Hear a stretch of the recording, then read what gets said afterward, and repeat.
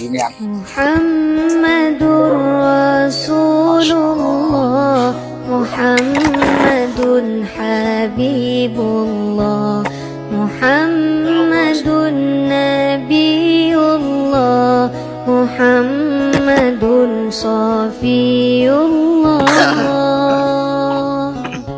Huwa aminun Assalamualaikum warahmatullahi ma'munun wabarakatuh.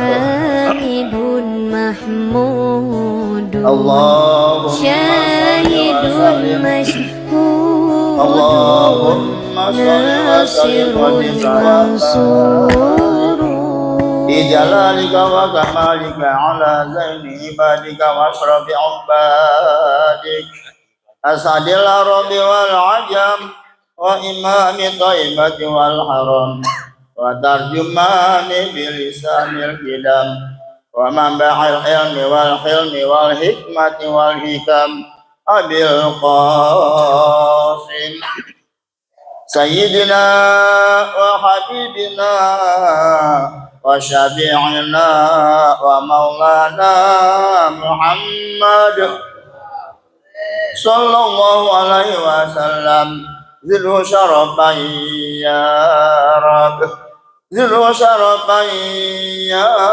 Rabb zilhu syarafan ya Rabb ya Rabbi karama wa ta'zima wa rifata wa mahabata wa birra wa salim radallahu tabaraka wa ta'ala sawil mahri ali wal qadri ajali sadatina wa a'immatina wa mawalina Abi Bakr wa Umar wa Utsman wa Ali Al-Hasan summa Al-Husain wa am baqiyati sahabati wa qarabati Rasulillah sallallahu alaihi wa alihi ajma'in walhamdulillahi rabbil alamin warahmatullahi wabarakatuh.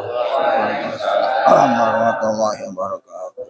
Bismillah walhamdulillah wassalatu wassalamu ala rasulillah Sayyidina Muhammad ibn Abdullah wa ala alihi wa ashabihi wa mawalah wa la hawla wa la quwwata illa billah amma ba'd. Alhamdulillah, puja-puji syukur kita panjatkan kehadirat Allah Subhanahu wa taala atas limpahan rahmat, nikmat karunia yang masih Allah Subhanahu wa taala berikan kepada kita, nikmat iman wal Islam, nikmat sehat wal afiyah, nikmat taufik wal hidayah, panjang umur, sehingga dengan nikmat tersebut kita masih diizinkan oleh Allah Subhanahu wa taala di masjid yang kita cintai ini, Masjid Nurul Hidayah. Mudah-mudahan duduknya kita untuk thalabul ilm menjadi wasilah dan asbab kita memperoleh ridha, rahmat, ampunan dari Allah Subhanahu wa taala. Amin ya rabbal alamin. Tak lupa juga salawat dan salam kita sampaikan kepada kekasih kita Nabi besar Muhammad sallallahu alaihi wasallam beserta seluruh para keluarganya, para sahabatnya, para pengikutnya, umatnya yang setia istiqamah ila yaumil qiyamah. Tak lupa juga yang Al-Faqir hormati dan cintai segenap para asatidzah, para orang tua, para tokoh-tokoh masyarakat, di antaranya orang tua kita Bapak Haji Effendi Ali, Bapak Haji Abdul Aziz, Bapak Ahyar, Bapak Haji Syuhada, Ustaz Mama Suryama, Pak Haji Husain Fauzi, guru kita Ustaz Namin Setiawan, Ustaz Abdul Bawi, Haji Satria Gunawan, Bapak Marzuki, dan seluruh daripada para orang tua jamaah DKM Masjid Nurul Hidayah yang mohon maaf nggak disebut nama satu persatu, insya Allah tak mengurangi rasa hormat, cinta, ta'zim saya kepada antum sekalian. Sebagaimana seperti biasanya sebelum kita buka kajian kitab, kita buka dengan Ummul Quran Surat Al-Fatihah. Kita niatkan hadiahkan buat seluruh orang tua kita, guru-guru kita, sanak famili kita, kerabat kita, jamaah kita, dan orang-orang yang berjasa kepada kita. Wabil khusus yang mewakafkan ini masjid, baik tanah maupun bangunannya, yang meninggal dunia, mudah-mudahan Allah Subhanahu wa taala maafkan segala kesalahannya. Allah lipat gandakan pahalanya, Allah jadikan kuburnya raudhah min riyadil jannah. Kita yang masih hidup senantiasa diberikan panjang umur dalam sehat wal afiat, dimurahkan rezeki kita, dikabul hajat niat kita oleh Allah Subhanahu wa taala. Al-Fatihah li hadhihi niyyah wa ala kulli niyatin salihah wa ila hadratin Nabi Muhammad sallallahu alaihi wasallam wa azwajihi wa zurriyyatihi wa ahli baitihi wa ansarihi wa ashabihi summa ila arwahil anbiya'il mursalin wal awliya wa syuhada wa salihin wal a'immatil mujtahidin wal ulama'il 'amilin ثم إلى أرواح سيدنا مهاجر الله أحمد بن عيسى وصلى الله عليه وسلم محمد بن علي بعلوي وجميع سادتنا علي أبي ألوي مشارق الأرض إلى مغاربها ثم إلى أرواح خصوصا شيخ مربي روح لما عبد الله بن مرشاتري والحبيب حسن والحبيب مهدي والحبيب سالم بن عبد الله بن مرشاتري سيد الله عليه عبد الرحمن بن أحمد سكاب شيخ وثم إلى أرواح خصوصا والدينا وأمهاتنا وأجدادنا وجداتنا وعمامنا وعماتنا وأخوالنا وخلاتنا وجميع المسلمين والمسلمات والمؤمنين والمؤمنات إن الله تعالى يغفر لهم ويرحمنا غشاهم الرحمة والمغفرة ولمن وبه أسلافنا الصالحون وإلى حضرة النبي محمد صلى الله عليه وسلم بسر أسرار الفاتحة. أعوذ بالله من الشيطان الرجيم. بسم الله الرحمن الرحيم. الحمد لله رب العالمين.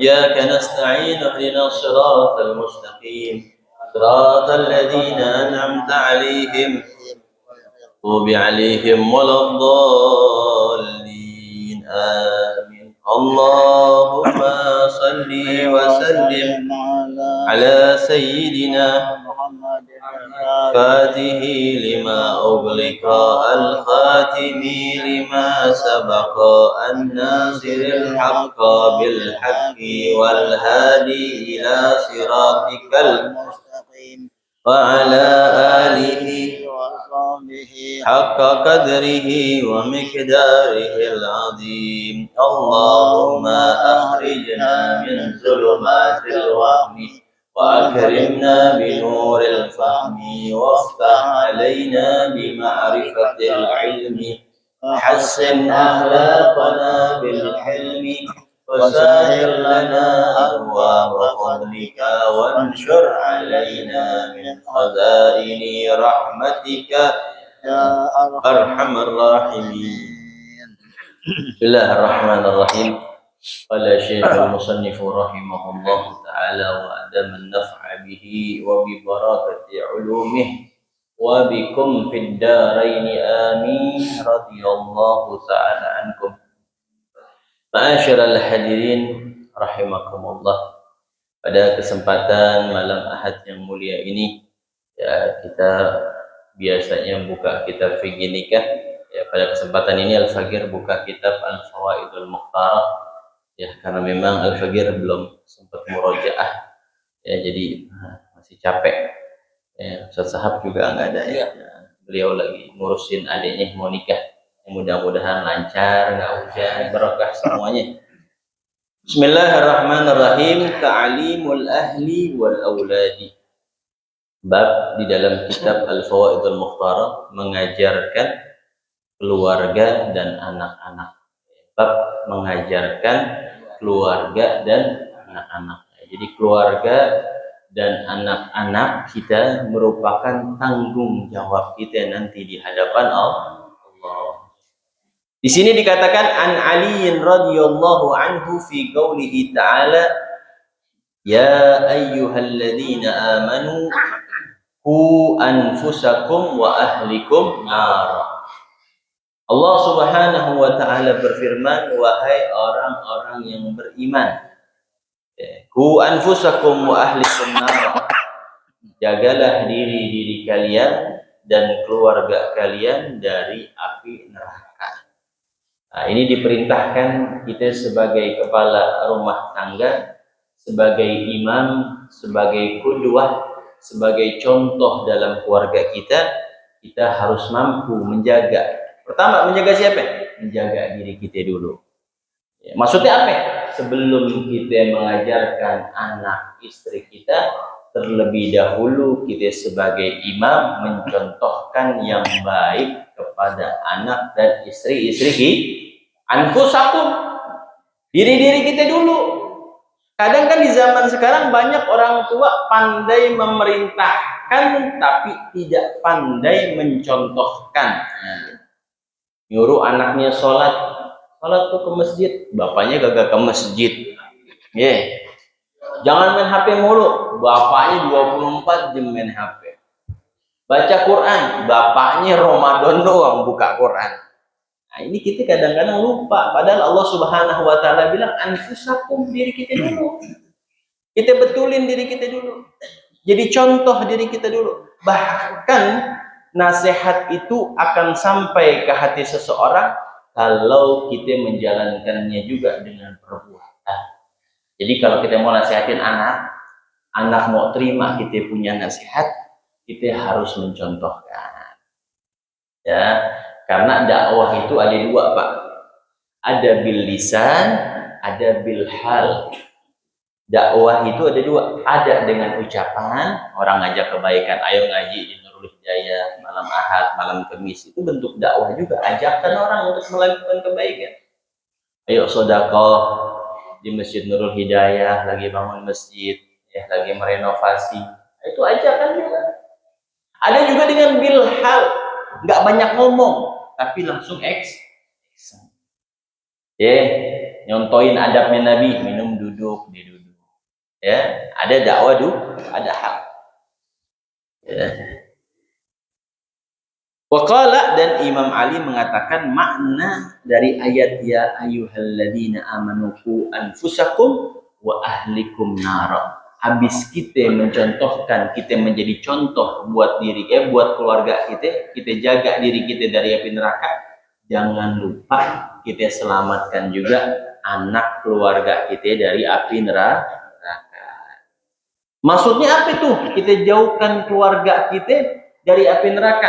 Nah, ini ulama mengartikan maksud dari ayat tersebut adalah alimu anfusakum wa ahlikum al khaira ma yanjuna bihi minan nar. Maksud ayat tersebut adalah ajarkan keluarga kalian akan kebaikan yang bisa menyelamatkan keluarga kita dari api neraka. Jadi kita suruh bekelin keluarga kita dengan ilmunya Allah, ilmu syariat. Karena nggak selamanya kita sama bini kita, nggak selamanya kita sama anak kita. Ada kalanya dipanggil sama Allah.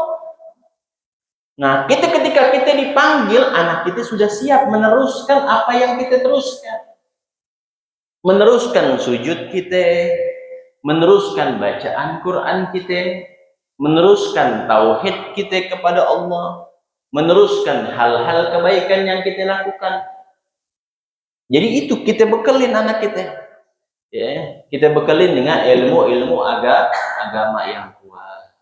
Mau dia jadi pejabat mau dia jadi RT mau jadi RW, kalau agamanya kuat, insya Allah selamat dunia akhirat.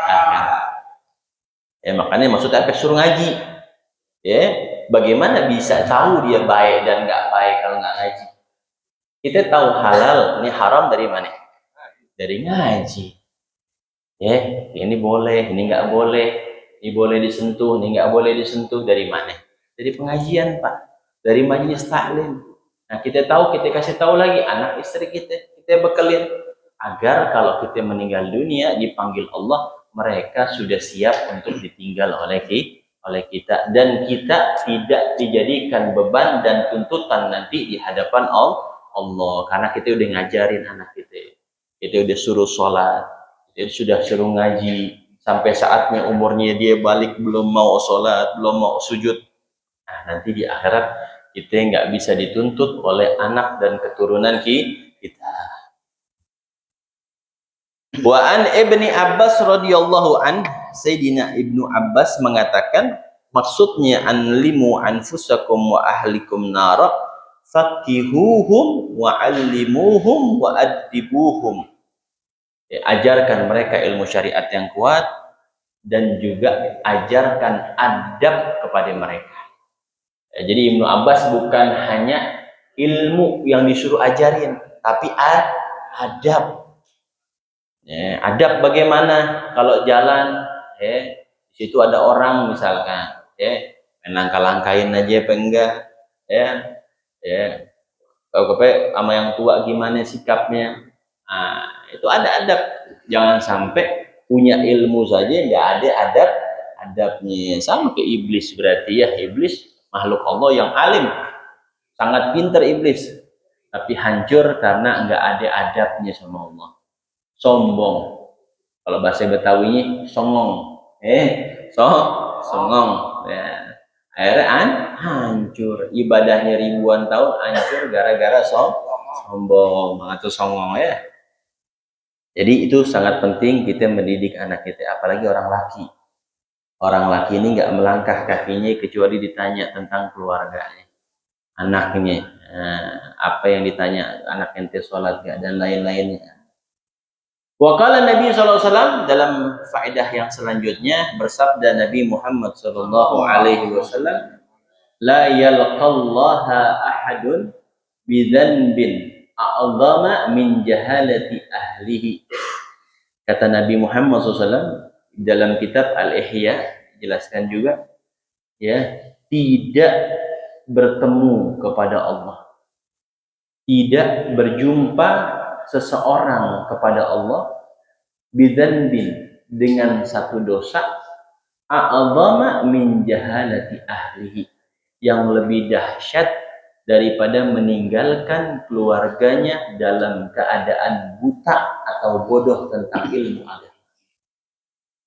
Jadi ada dosa yang sangat besar, kata Nabi Muhammad, ya, yang ketika kita menghadap Allah ada dosa yang sangat besar kalau kita meninggalkan anak-anak kita bahlul, bodoh, buta dalam ilmu agama. Anaknya dicuekin, nggak bisa sholat, dibiari, nggak bisa baca Quran, dia biari, nggak dididik, nggak diarahkan. Nah, itu salah satu dosa besar orang tua nanti menghadap Allah Subhanahu wa Ta'ala.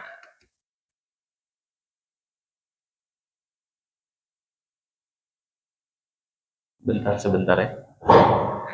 Assalamualaikum. Di nomor 73 ya.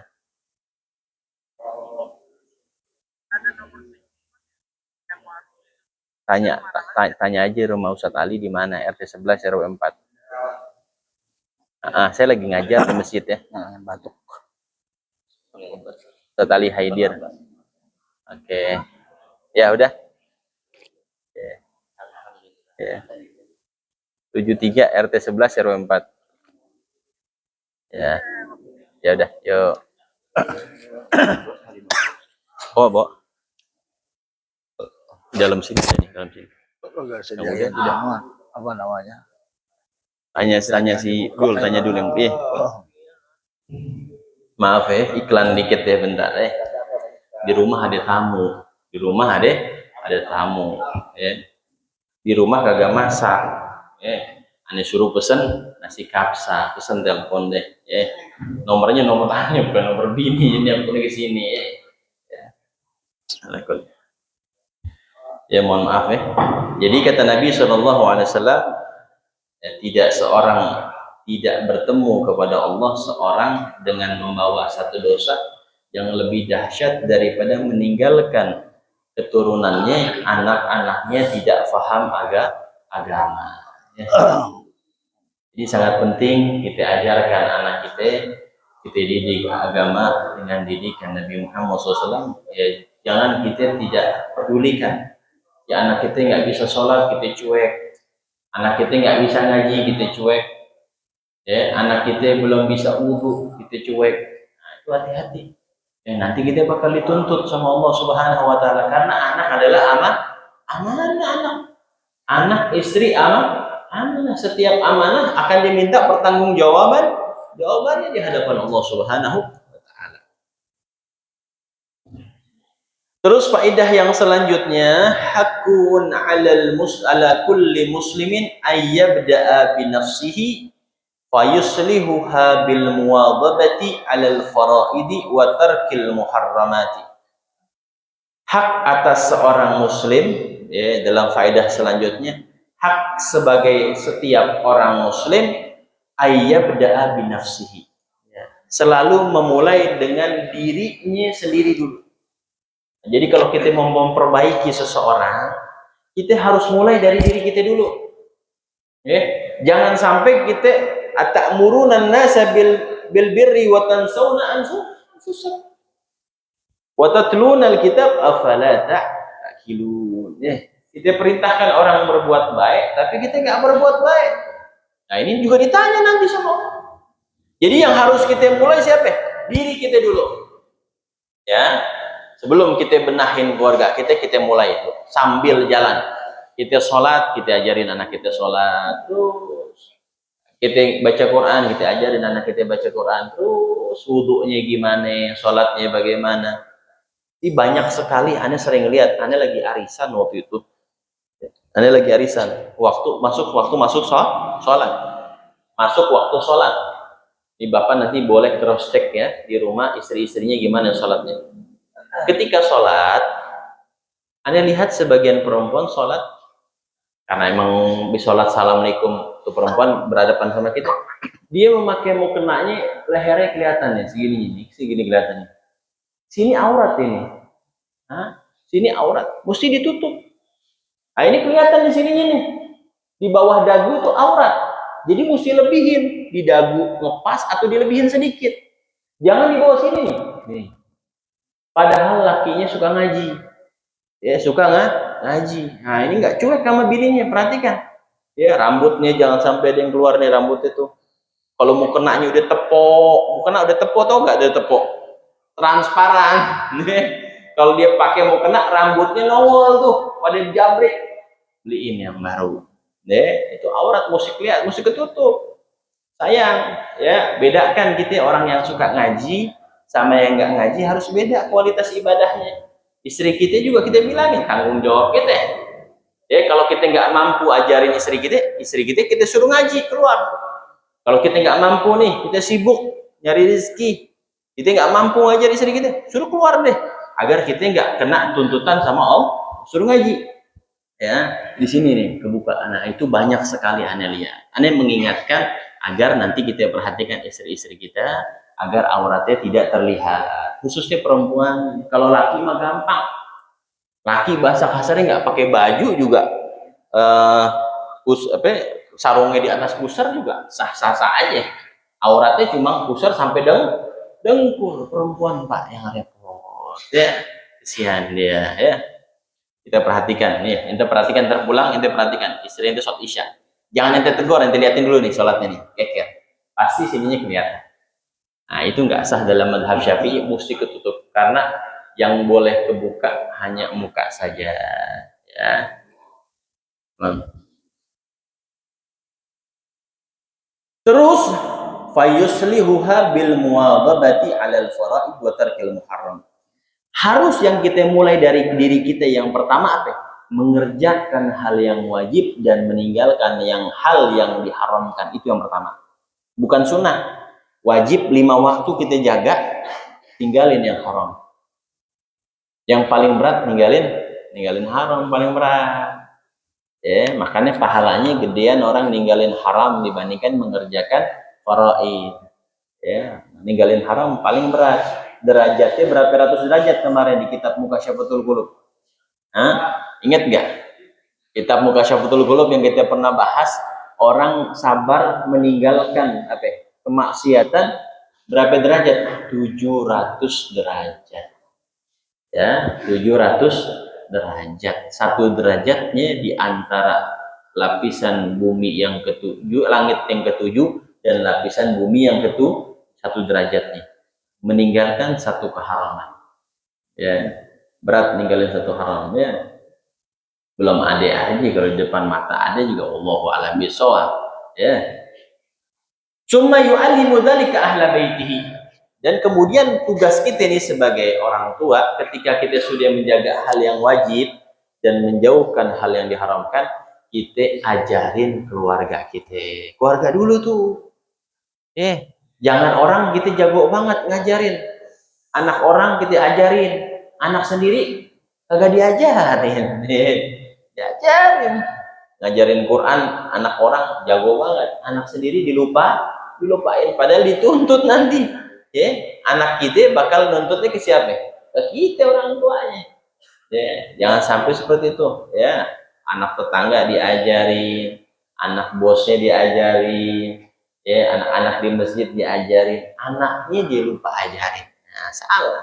Anaknya dulu, baru yang lainnya. Summa yata'adda indal faragi minhum ila jiranihi thumma ila ahli mahallatihi ila ahli baladihi ila ahli sawadil muktafili baladihi thumma ila ahli al-bawadi minal aqrab. Kemudian baru tetangganya. Habis dirinya, keluarganya. Habis keluarganya, baru tetangganya diajari. Yang pengen belajar Quran diajari. Baru siapa lagi? Yang dia tinggal di tempat kelahirannya itu, misalkan aneh di RT 11, di RT 11 dulu. Baru kemana? Baru ke RT 10, baru sekebagusan, baru nyebrang lagi kemana? Jagakarsa. Terus sampai ke penghujung negeri sesuai dengan kemampuan kita. Kalau mampu ke Papua, Papua. Kalau ada yang ngongkosin boleh juga. Dakwah ke Papua, ke pelosok-pelosok. Banyak sekali di pelosok-pelosok orang yang belum bisa baca Quran, belum bisa sholat. Kalau di Jakarta, alhamdulillah, gak kekurangan guru. Banyak. Majelis taklim banyak nggak? Banyak. Tanya aja Ajis nih, keliling mulu. Udah pada banyak kalau kita mau hadir. Banyak Jakarta, alhamdulillah. Tapi di pelosok-pelosok gak tersentuh. Yang baca Quran susah-susah, Qurannya jarang-jarang, baca wudhu nggak bisa, sholat nggak bisa. Ini PR buat kita, PR buat kita. Terus faedah yang selanjutnya, ja'a rajulun ila Umar bin Khattab radhiyallahu anhu. Datang seseorang kepada Sayyidina Umar bin Khattab. Sayyidina Umar bin Khattab, datang nih seseorang kepada Sayyidina Umar bin Khattab. Yashku ilaihi uquqa ibnihi. Datang seseorang mengadukan kepada Sayyidina Umar bin Khattab kelakuan kedurhakaan anaknya. Jadi ada seorang bapak datang nih ke Sayyidina Umar bin Khattab mengadukan kedurhakaan anaknya. Fa ahdara Umarul al-walada wa atabahu ala uquqi abih. Lalu Sayyidina Umar menghadirkan itu anak yang durhaka kepada bapaknya, wa atabahu, diomelin sama Sayyidina Umar, atas kedurhakaan kepada ayahnya. Faqala al-waladu ya Amirul Mukminin alaysa lil waladi huququn ala abi. Lagi diomelin nih anak, ngomong sama Sayyidina Umar, wahai Amirul Mukminin, wahai pemimpin orang-orang yang beriman, apakah ada hak seorang anak kepada ayahnya? Kan tadi diomelin tuh anaknya gara-gara durhaka sama bapaknya. Anaknya nanya, wahai Amirul Mukminin, apakah ada hak seorang anak kepada ayahnya? Dari tadi hak orang tua mulu. Ini anaknya nanya, ada gak nih hak anak kepada orang tuanya? Faqala bala, kata Amirul Mukminin, ada haknya. Anak ada haknya kepada orang tua. Ada kewajiban orang tua kepada anaknya. Galak famahiyya Amirul Mukminin. Apa sih itu wahai Amirul Mukminin? Kata anaknya. Apa wahai Amirul Mukminin? Hak orang tua kepada anaknya. Galak Umaru, berkata Sayyidina Umar bin Khattab, ayyan kiya ummahu. Pertama, hak seorang anak kepada ayahnya adalah ayahnya memilih perempuan yang baik untuk ibu. Itu yang pertama. Jadi yang belum nikah, hak seorang anak itu harus mendapatkan ibu yang baik. Ya, ibu yang soleha. Madrasatul ula. Ibu sekolah pertama buat anak-anak. Kaifa nadhunnu bil abna'i khairan idza nasha'u bi hitni jahilah, kata ulama. Kaifa nadhunnu bil abna'i khairan. Bagaimana kita bisa menyangka anak kita terdidik dengan didikan yang baik kalau dia tumbuh di bawah ibu-ibu yang nggak paham agama. Itu hak seorang ayah. Kalau misalkan udah kawin gimana Juzen? Kawin lagi. Ya udah kawin deh. Didik, kirim mereka kepada guru ngaji. Yang mau pesantrenin silakan, yang mau sekolahin silakan, yang penting agamanya kuat. Pertama haknya begitu. Pilih ibu yang baik buat anak-anak kita. Yang kedua, wa yuhassina ismahu, memperbagus namanya. Namanya bagusin namanya, yang benar namanya Muhammad, Ahmad, jangan Fir'aun, nama Fir'aun. Bagus nih, jarang nih di kebagusan nggak ada Fir'aun, di Fir'aun.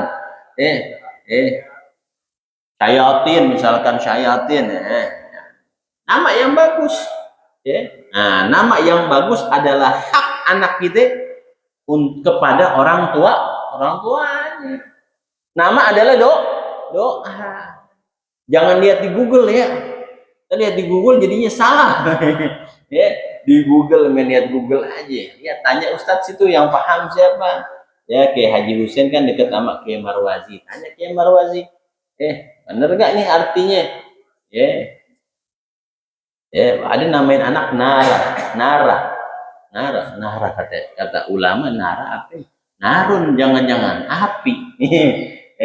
Jangan, hati-hati tuh ya. Nama adalah doa ya. Doa. Dulu Anda pernah ada seseorang akikah, siapa itu Anda lupa. Ada seorang akikah, namanya siapa ya? Bulan. Anda cek di kamus, Pak. Anda cek di kamus, artinya apa? Artinya pengkhianat. Masya Allah. Serem gak tuh? Serem ya. Tanya ya. Udah nama jangan aneh-aneh deh. Aneh dulu pernah ditanya, ada seseorang tuh di Nurul Mukhtar belum kawin. Di Nurul Mukhtar ada tuh yang belum kawin tuh waktu itu tuh. Datang ada ulama dari Hadramut tanya, ente belum kawin? Belum. Kalau mau punya anak, ente namain siapa? Ya, orang mikir, bingung. Kata tuh ulama, kenapa ente mikir? Ente pengen anak ente seperti apa?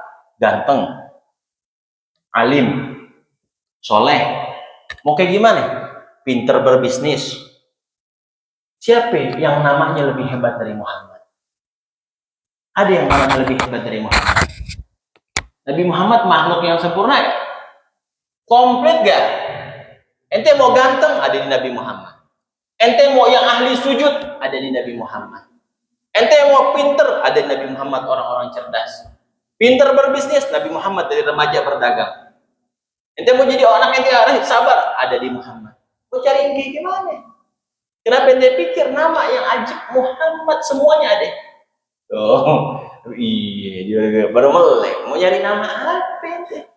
Mau nyari nama ente mau nggak? Kan nama adalah doa. Ente berharap buat anak ente doa mau doa apa? Biar jadi orang sukses, pembisnis. Ada di Nabi Muhammad semuanya. Mau cari apa lagi? Nah, itu ya. Itu motivasi buat kita yang belum punya anak nama Muhammad, namain dia. Ustadz udah tua, cucu dia namain dia. Jangan kagak barang atu ada nama Muhammad. Ambil Muhammad, ambil keberkahan sama Nabi Muhammad. Anak 9 nggak ada atu barang atu Muhammad. Anorak Ustadz Muhammad, pasaran. Ya. Padahal itu yang kita harapkan nanti di surga bersama Nabi Muhammad. Ya, yang bisa nolong kita syafaatul uzma sama Nabi Muhammad. Surga nggak bisa dibuka kalau bukan karena Nabi Muhammad. Nabi-nabi nggak bisa masuk ke dalam surga. Yang buka siapa? Nabi Muhammad yang buka. Kalau Nabi Muhammad nggak buka nggak bisa masuk. Dalam hadis tuh kata penghuni surga, kata penjaga pintu surga, malaikat Ridwan, aku diperintahkan oleh Allah Subhanahu Wa Taala nggak membuka ini pintu kecuali untuk Nabi Muhammad terlebih dahulu. Jadi yang pertama masuk tuh Nabi Muhammad dan umatnya. Baru Nabi dan umat yang terlain. Umat Nabi Muhammad biar kate bontot masuknya duluan deh. Mudah-mudahan kita juga masuknya duluan bersama Nabi Muhammad. Mana tadi itu? Iya. Terus wa yuhassina ismah, diperbagus namanya. Jadi kita namain anak yang bagus. Yang bagus, Zainab, Fatimah, Aisyah, Khadijah, ya. Ya, nama-nama banyak deh, nama-nama sahabiyah, nama-nama sahabat-sahabat. Ya. Saimah tuh dulu ada namanya perempuan Saimah. Saimah apa? Soimah. Itu dulu masih kecilnya Saimah itu berantem sama Nabi Muhammad masih kecilnya. Nabi Muhammad digigit sampai merah, namanya Saimah, ada perempuan.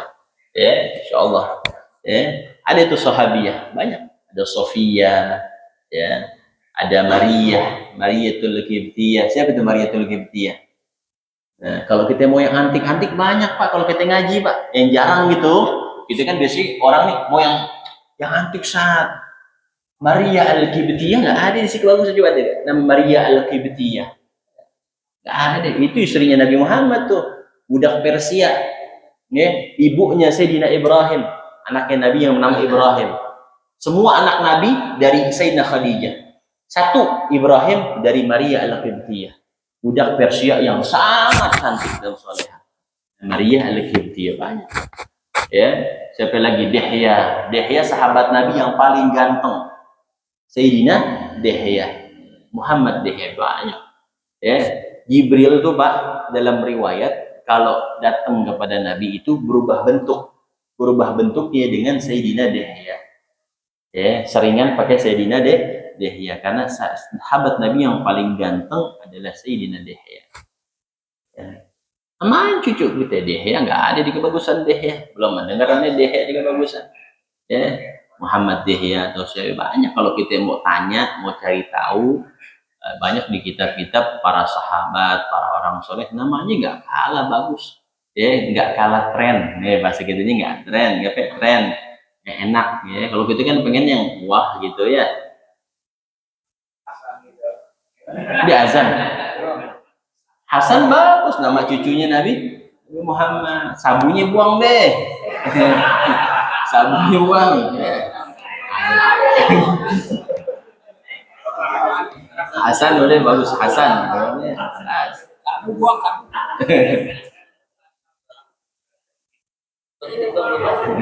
Terus yang selanjutnya wa yu'allimal kitab, ya, yang selanjutnya kewajiban seorang hak seorang anak kepada orang tuanya mengajarkan Al-Qur'an. Ajarin anak kita baca Al-Qur'an. Ya, ajarin ikra'nya. Bacaan Quran itu, Al-Quran salah satu mukjizat Nabi yang masih ada sampai sekarang. Cuma kita bukanya kapan? Nanti pas Ramadan. Habis Ramadan kita talak lagi 3. Baca biar katanya satu hari sa'ain. Baca. Kalau kita punya apa? Punya grup yang biasa hatamin Quran, ikut. Tapi jangan kebanyakan, jadi gak istiqomah. Yang mana nih yang mau ikut? Nurul Hidayah, silakan. Kalau aneh ikut biasanya sama santri-santri aneh di Baitul Quran. Baca tuh 2 hari sekali hatam gitu ya, 2 hari sekali hatam. Ya 30 orang. Mereka sejus merem semua udah. Orang hafal Quran. Kalau kita baca kan lama, mereka merem semua deh. Hafal Quran lagi, ya. Nah, aneh suka ikut sama mereka. Ya, minimal kita sering hatam ya. Karena tuh kalau orang hatam Quran, Pak, hatam Quran itu disebutkan di dalam hadis Nabi SAW, arba'atu alfi malakin yu'amminuna ma khatmil Quran. 4.000 malaikat mengaminkan orang-orang yang menghatamkan Al-Quran. 4.000. Bahkan dikatakan yanzilu arba'atu alfi malakin liyu'amminu ala du'a man khatamil Quran. Dalam hadis yang lain riwayat Imam Baihaqi, malaikat turun 4.000 mengaminkan doa-doa orang yang sedang khatam Al-Quran. 4.000 malaikat siap mengaminkan doa orang-orang yang menghatamkan. Ya, jadi besok 4.000 malaikat, masya Allah. Waktunya udah habis ya. Allahu a'lam bishawab. Rabbi zidni ilmi warzuqni fahma.